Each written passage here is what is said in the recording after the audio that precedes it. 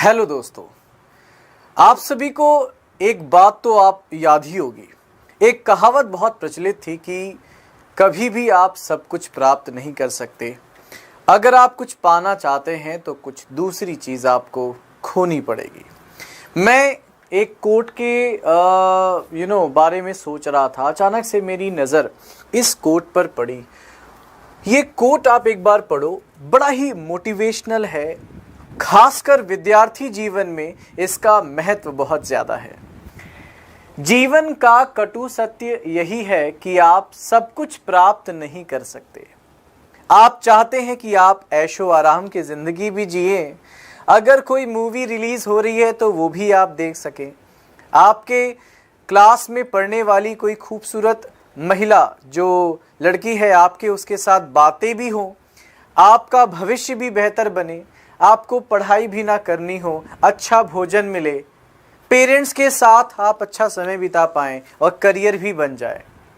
यानी दुनिया के जो अलग अलग सुख हैं, एक ही समय में सभी सुख आपके हाथों में नहीं आ सकते हैं। यही बात कही जा रही है।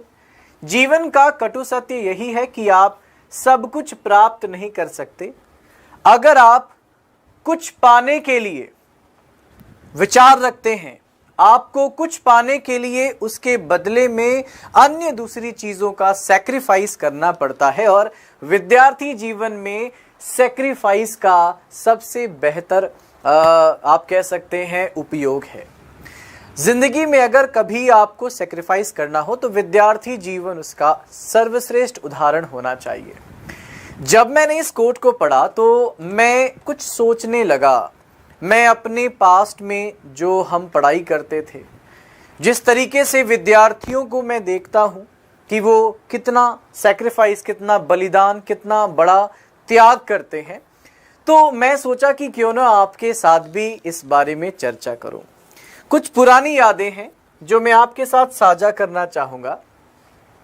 दोस्तों, जब बात आती है बलिदान की, जब बात आती है किसी प्रकार के डिस्कशन की, तो आप सभी जानते हैं कि एक विद्यार्थी अपने सभी सुख, सभी नींद, चैन, आराम, सभी चीज़ों का त्याग करके पढ़ाई कर रहा होता है।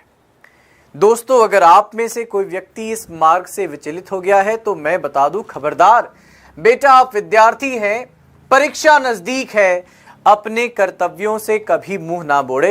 ये बलिदान आपको देना है और देना ही पड़ेगा, तभी आप अपनी ज़िंदगी को सुनहरा बना पाएंगे। आप सभी के इन दिनों में मुझे लगता है कि मैं भी जुड़ सकता हूँ। मुझे याद है जब पढ़ाई करते थे तो घर में गेस्ट आते थे, हमें अच्छी अच्छी चीज़ें खाने का मन करता था, परंतु हमारी जो माँ थी उन्होंने हमें बड़ा संभाल के रखा, बहुत ही सख्ती से रखा और हमारे मन को ज़्यादा विचलित होने से वो रोकती थी। कई जगहों पर वो मना करती थी ना हम शाम को कहीं जाते थे। तो गाइज, आपको मैं ये याद दिलाना चाहता हूँ कि आपका ये समय बड़ा महत्वपूर्ण समय है। आपको याद होगा हॉस्टल की वो लाइफ, जब हम हॉस्टल में रहते हैं। आप इस समय हॉस्टल में रहकर पढ़ाई कर रहे होते हैं। जब आप हॉस्टल में रहते हैं तो आपके पीछे सिर्फ एक कारण होता है कि घर में डिस्टरबेंस होता है, क्यों ना हॉस्टल में हम अपने पूरे समय का सदुपयोग करें। पर दोस्तों, हॉस्टल की जो लाइफ है वो इतनी मेमोरेबल है, परंतु मैं पलट के देखता हूं तो हम घर से जिस काम से, जिस वजह से हॉस्टल में आए, हॉस्टल में आके हम उन जिम्मेदारियों को भूल जाते हैं। आपसे आशा है कि आप ऐसी जिम्मेदारी से नहीं भूलेंगे। पढ़ने के लिए आप हॉस्टल में आए हैं, कृपया मन से पढ़ाई करें। आपके माता पिता इस सोच में रहते हैं कि मेरा मुन्ना, मेरा बेटा पढ़ रहा होगा, मेरी बेटी पढ़ रही होगी, परंतु हम जानते हैं हम मित्रों के साथ, दोस्तों के साथ समय व्यतीत करते हैं, अपनी ज़िंदगी में आगे बढ़ते हैं और कुछ नए एरियाज़ में अपना इंटरेस्ट दिखाते हैं। शायद हम अपनी माँ बाप की नज़रों से ओझल होने की कोशिश कर रहे हैं, परंतु ये दिन आपको याद आएंगे आपने कितने सैक्रिफाइसेस किए हैं, माँ बाप से दूर हुए हैं। कोशिश करें इस समय का सदुपयोग करने की। मुझे कुछ पुरानी यादें थी जो याद आ रही थी। खाने के बारे में हम बहुत सैक्रिफाइस करते हैं। तो दोस्तों, ये जो सच्चे विद्यार्थी के सैक्रिफाइस है ना, हॉस्टल का खाना आप सभी को याद होगा कितना सादा, सिंपल होता है, मन नहीं करता खाने का, पर हम खाते हैं। क्यों? क्योंकि हम जानते हैं कि अगर हम इस सेक्रीफाइस को आज करते हैं, शायद हम एक अच्छे भविष्य की ओर जाएंगे। और आप में से अगर किसी भी विद्यार्थी को अपनी हॉस्टल की लाइफ याद आ रही हो, अपनी वर्तमान लाइफ याद आ रही हो, तो वो मुझे ज़रूर बताएं। साथ ही दोस्तों, आपको याद होगा दिन में नहीं रात में भी हम स्टडी किया करते थे, ग्रुप स्टडी किया करते थे। अंधेरे में, लाइट नहीं होती थी हमारे समय में, कैंडल लगा के पढ़ाई कर लिया करते थे। And that is why I want to say कि दोस्तों, आपके लिए ये बहुत ज़रूरी है कि आप अपने सेक्रीफाइसेस को समझें।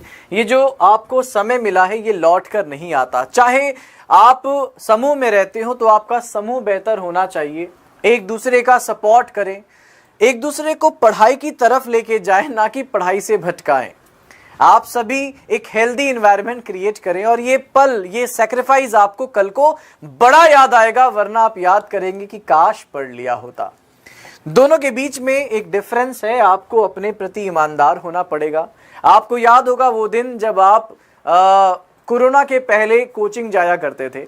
अब वो समय नहीं रहा कि आप कोचिंग जा सके, इसलिए ऑनलाइन आप पढ़ाई कर रहे होते हैं। अब ऑनलाइन पढ़ाई में क्या है कि आपको खुद को खुद ही शेड्यूल करना पड़ता है। आपको केवल खुद को संभालना होता है कि जो टास्क आज का है वो हमें करना है, क्योंकि वहां शिक्षक फिजिकली मौजूद नहीं है।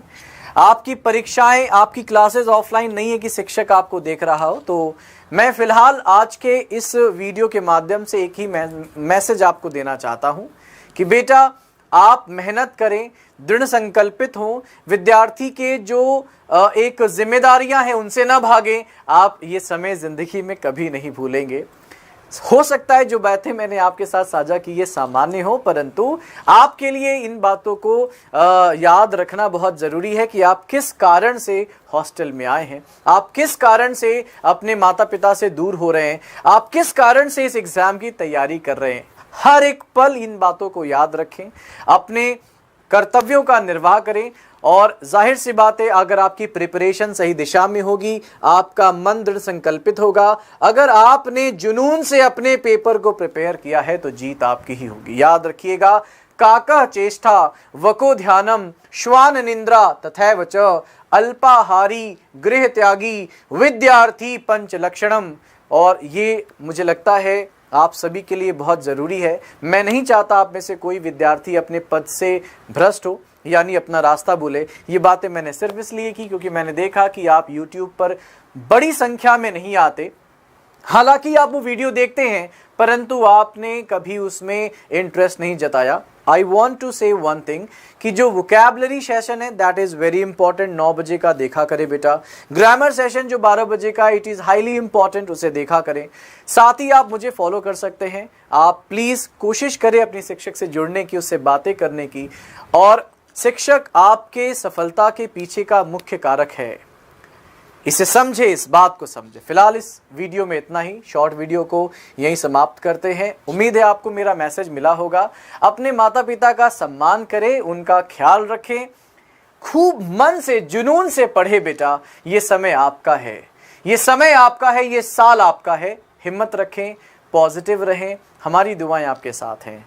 Have a great day guys, and don't forget to like this video and share, and do send some sweet comments, your love, your emotion, your thoughts over your teacher। आपको कैसा लगता है हमसे पढ़कर, आपको हमसे बातें करके कैसा लगता है, अपना प्यार देना ना भूलें। फिलहाल इतना ही। थैंक यू गाइज, जय हिंद।